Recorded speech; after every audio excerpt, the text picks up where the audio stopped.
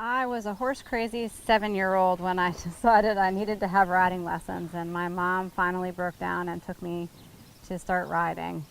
And I was your typical kid, got to ride once a week. I lived in suburbia, not many horses around, had to go to a lesson barn and ride, and it just progressed from there. I got into eventing as a teenager, and after one too many bad falls, I decided I didn't really want to jump anymore, and I started getting more into the dressage side of things, which I really find interesting. Why do you like dressage? I love dressage because of how technical it is. It's so intricate and so involved, and it requires such focus from the rider to communicate with the horse what you really want them to do.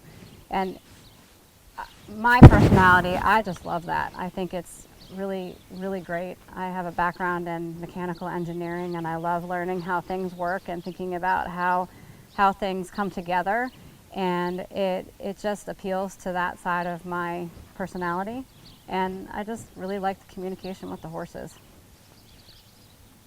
What is your training philosophy?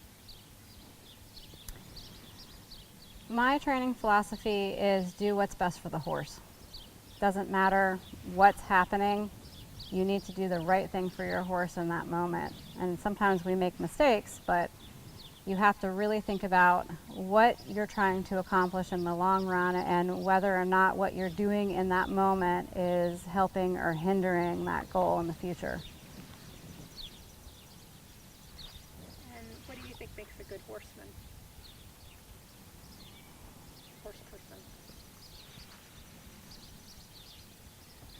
I think a good horse person is someone who is always looking out for the well-being of their horse.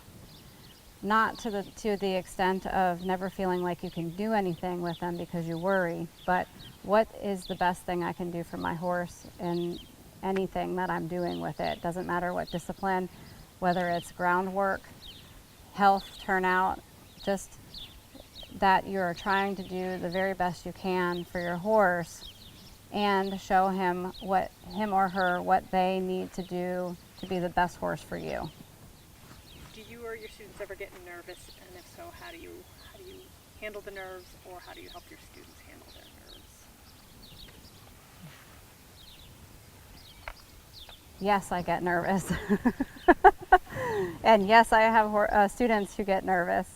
I think the biggest thing that helps me is knowing that I am prepared for whatever it is that I'm going to be doing.